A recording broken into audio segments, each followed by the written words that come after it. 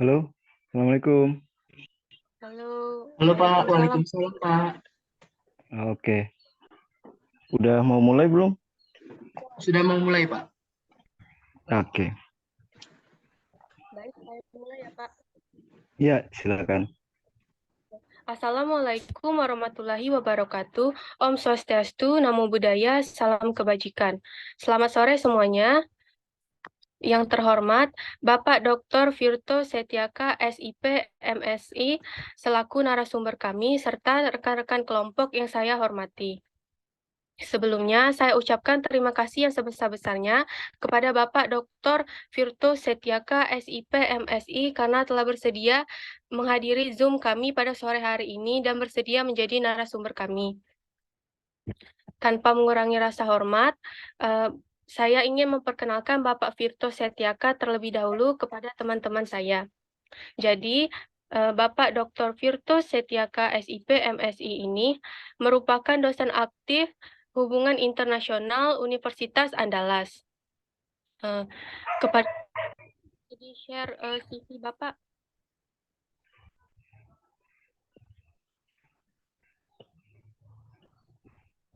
Bentar.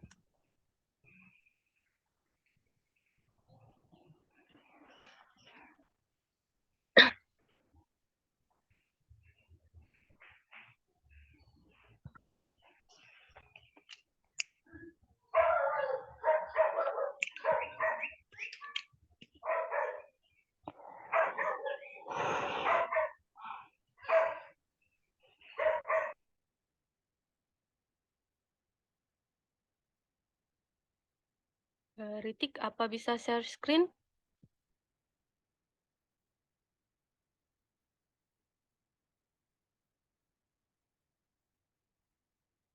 Sebentar, Bapak. Oke, santai aja.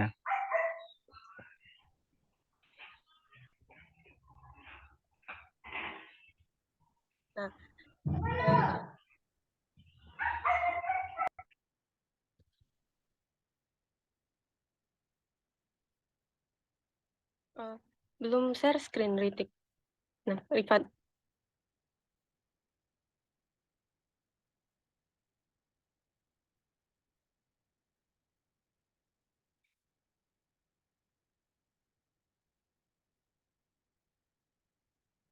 Ini sudah muncul kan? Sudah. Baik, Bapak, karena ada kendala tadi, maaf ya.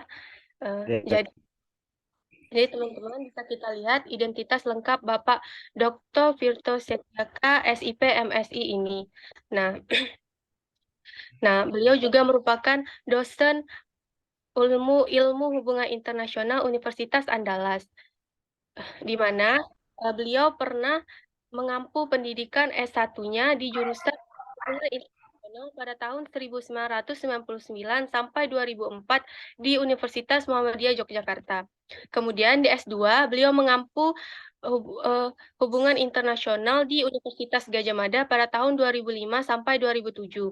Kemudian di 2011 sampai 2003, Dr. Firdaus Setiaka, SIP, MSI, mengampu pendidikan S3 di Universitas Pajajaran, jurusan Hubungan Internasional. Di sini bisa kita lihat juga penelitian dalam 5 tahun terakhir, yaitu yang paling terbaru di tahun 2003 itu ada produk usaha mikro, kecil, dan menengah atau UMKM berkelanjutan berbasis tujuan pembangunan berkelanjutan atau TBP di Kejulasi Agam, Sumatera Barat. Nah, karena prestasi yang begitu banyak yang diraih oleh Bapak Dr. Virto Setiaka, SIP, MSI ini, jadi saya tidak bisa menyebutkan satu-satu untuk menghemat waktu karena prestasinya yang begitu banyak ya. Jadi untuk melihat keseluruhannya nanti akan saya share CV beliau. Tapi saya sebutkan prestasi yang diraih oleh penghargaan yang diraih oleh Bapak Dr. Virto Setiaka, SIP, MSI ini. Boleh tolong ke bawah, Ritik?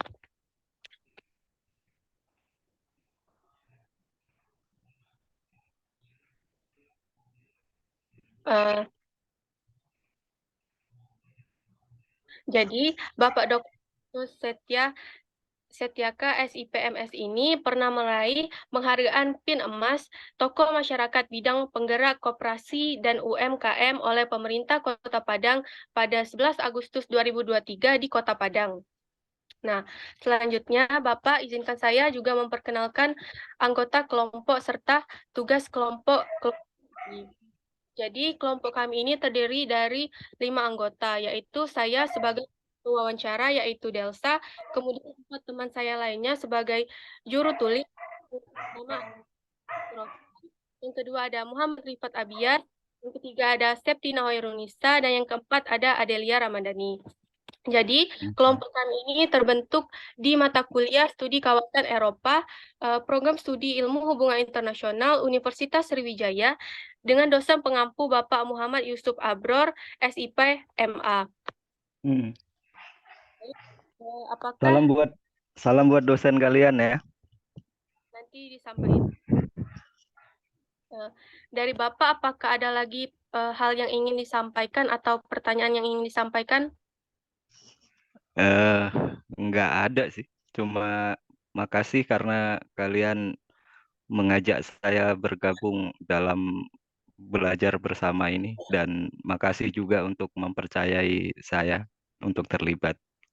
Itu aja. Ya, Pak. Kami juga berterima kasih karena Bapak bersedia menjadi narasumber kami, Pak.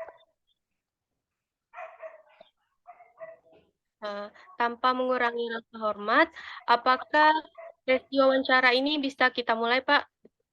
Silakan, kita mulai aja. Jadi, kelompok kami ini mengangkat hubungan ekonomi Inggris dan Uni Eropa pasca Brexit di sesi kali ini, Pak.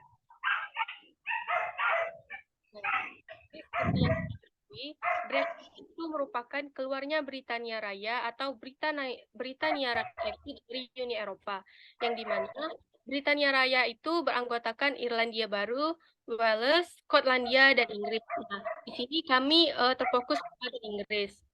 Jadi, Uni Eropa itu terbentuk karena keinginan peningkatan pertumbuhan ekonomi pasca Perang Dingin Dunia Kedua. Nah, hal ini menarik perhatian Inggris dan merasa cocok untuk bergabung. Seperti kita ketahui, Inggris itu merupakan negara kesatuan yang berada di bawah sistem monarki konstitusional dan mengadopsi sistem parlementer. Nah, jadi Pak, kami ingin bertanya, bagaimana perkembangan ekonomi Inggris selama menjadi anggota Uni Eropa hingga sebelum Brexit? Iya, secara ini aja ya, secara garis besarnya. Jadi sebelum Brexit itu Inggris merupakan salah satu negara dengan ekonomi terkuat di Uni Eropa. Nah, di antara poin-poin pentingnya itu dari sisi pertumbuhan ekonomi misalnya rata-rata pertumbuhan PDB Inggris itu stabil di kisaran 2-3% per tahun. Kemudian dari sisi perdagangan misalnya Inggris adalah salah satu pengekspor sekaligus importir terbesar di Uni Eropa. Nah, pasar tunggal Uni Eropa ini merupakan tujuan utama ekspor Inggris ya pastinya karena memang biasanya ketika integrasi kawasan dilakukan itu kan pertimbangan utamanya biasanya integrasi ekonomi dan tentu ada pasar tunggal yang dibentuk. Nah, Inggris itu mampu memanfaatkan pasar tunggal Uni Eropa ini untuk tujuan utama ekspor. Lalu berikutnya soal ini ya investasi asing. Nah, Inggris ini mampu menarik banyak investasi asing, terutama dari negara-negara Uni Eropa. Nah, yang terakhir dari sisi ketenaga kerjaan, ternyata tingkat pengangguran Inggris itu tergolong rendah kalau dibandingkan dengan negara-negara Uni Eropa lainnya. Jadi memang secara umum ekonomi Inggris sebelum Brexit itu justru kuat sebenarnya. Begitu. Oh, baik, Bapak. Jadi kan ekonomi Inggris ini termasuk kuat di Uni Eropa ya, Pak. Nah, jadi apa alasan Inggris ini keluar dari keanggotaannya di Uni Eropa?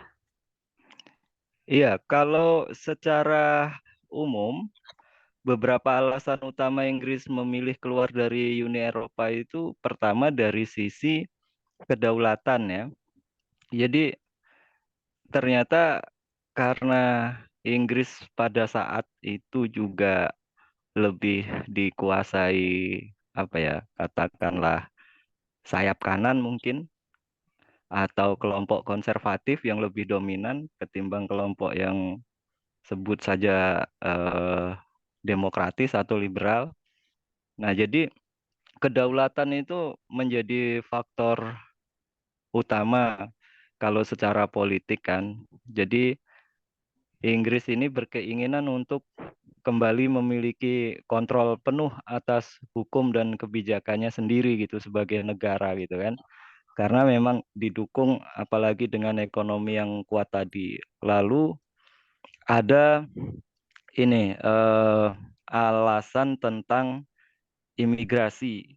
Jadi eh, di Inggris itu muncul kekhawatiran terhadap imigrasi dari negara-negara Uni Eropa yang itu dianggap membebani ekonomi dan budaya Inggris gitu. Jadi soal imigrasi ini juga menjadi alasan. Lalu dari sisi keuangan, ternyata kan ada ketidaksepakatan terhadap kontribusi keuangan Inggris ke Uni Eropa.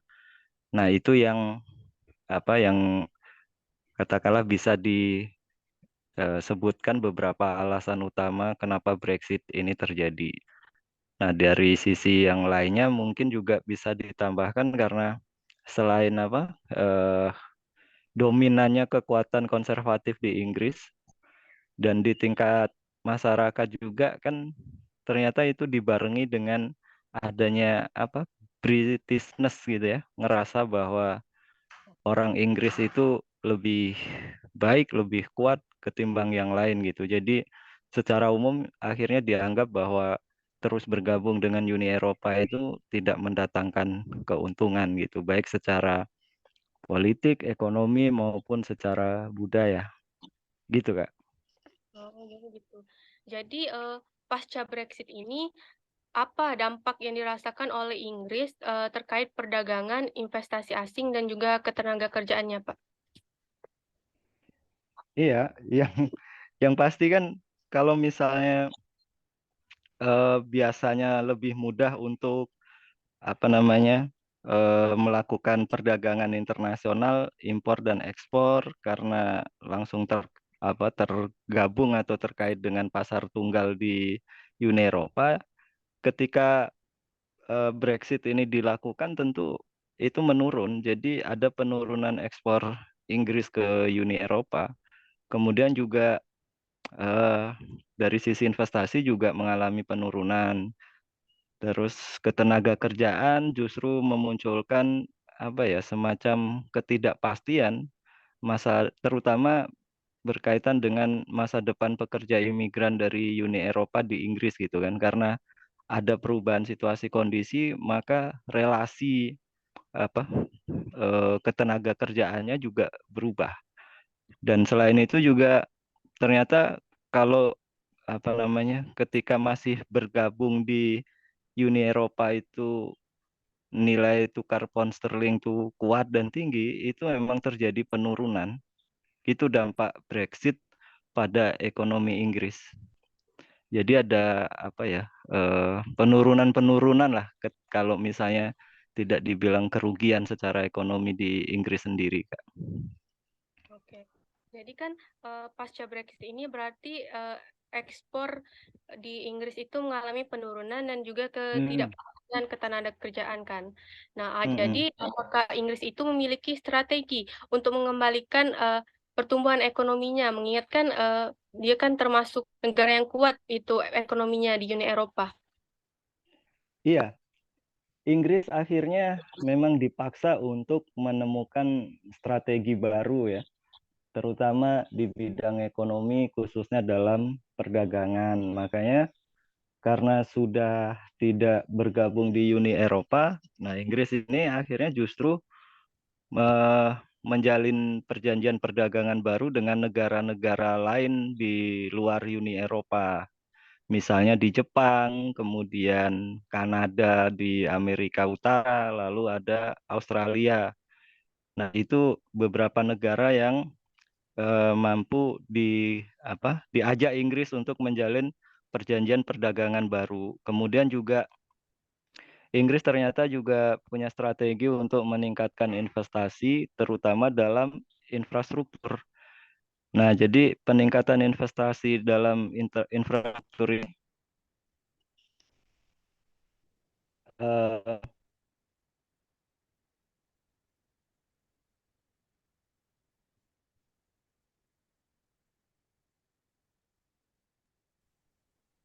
Maaf Bapak, suaranya nggak kedengaran Pak. bentar. Sudah, Udah, sudah Pak. oke. Nah, di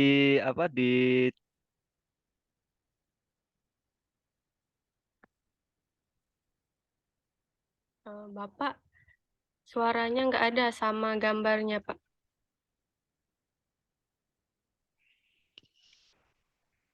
udah kembali. Sudah Pak. Oke. Jadi di ketenaga kerjaan kan Inggris akhirnya dipaksa untuk lebih ini ya, eh, mengefektifkan tenaga kerja di dalam negerinya sehingga peningkatan-peningkatan skill ketenaga kerjaan warga negara Inggris sendiri itu bagian dari strategi Inggris untuk tetap mempertahankan perekonomian yang baik. Itu. Eh, jadi Pak, apakah negara anggota Uni Eropa yang lain juga terdapat dampak akibat Brexit ini? Apakah ada negara lain yang akan mengikuti jejak Britania Raya gitu, Kak? Pak,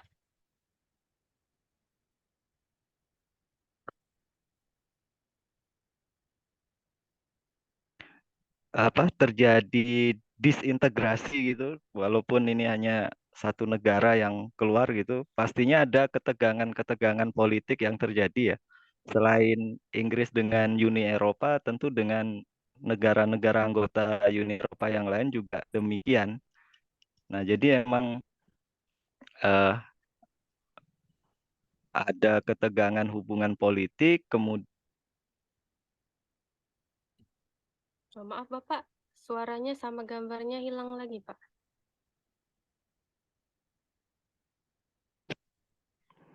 ya ada ketegangan politik antara Uni Eropa dengan Inggris, kemudian juga Inggris dengan negara-negara Uni Eropa yang lain, kemudian juga ini kan kekhawatiran tentang masa depan Uni Eropa di mana karena terjadi Brexit maka kemungkinan akan ada negara-negara lainnya yang ikut jejak Inggris untuk keluar dari Uni Eropa gitu ya.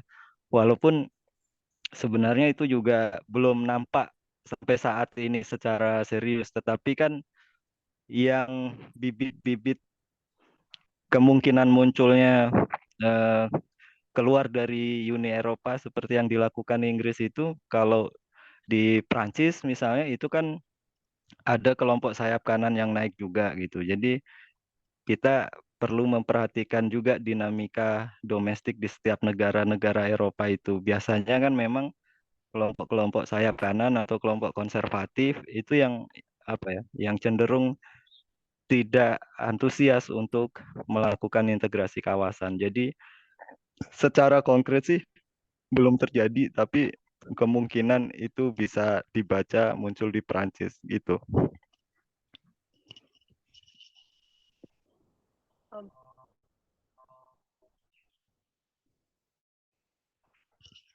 Oke, ada lagi Kak? Buat di Uni Eropa terus Maaf, Delsa, suaranya nggak kedengaran, nggak jelas. sudah Masih ngelek-ngelek, masih lag.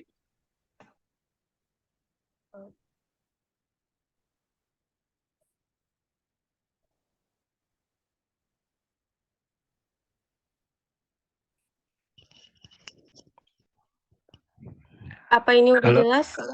Halo, baik. Maaf Bapak karena tadi ada kendala sinyal. Sekarang apakah Iya, udah jelas? udah. Eh, jadi pertanyaan dari kami, saya rasa sudah cukup sih Pak. Oke. Jadi dapat saya simpulkan kalau Inggris itu merupakan negara dengan ekonomi terkuat di Uni Eropa, terutama terkait ekspor dan impornya. Nah, Inggris itu Mm-mm. keluar dari Uni Eropa itu karena sisi kedaulatan dan Inggris khawatir kalau Inggris keluar dari Uni Eropa itu akan menghambat ekonomi mereka.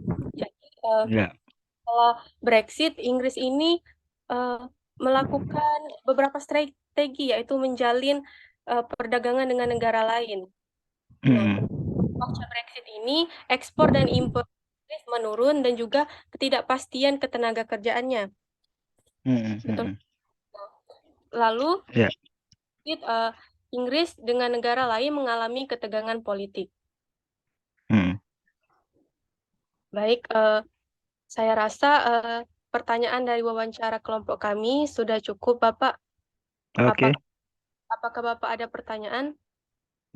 Nggak ada.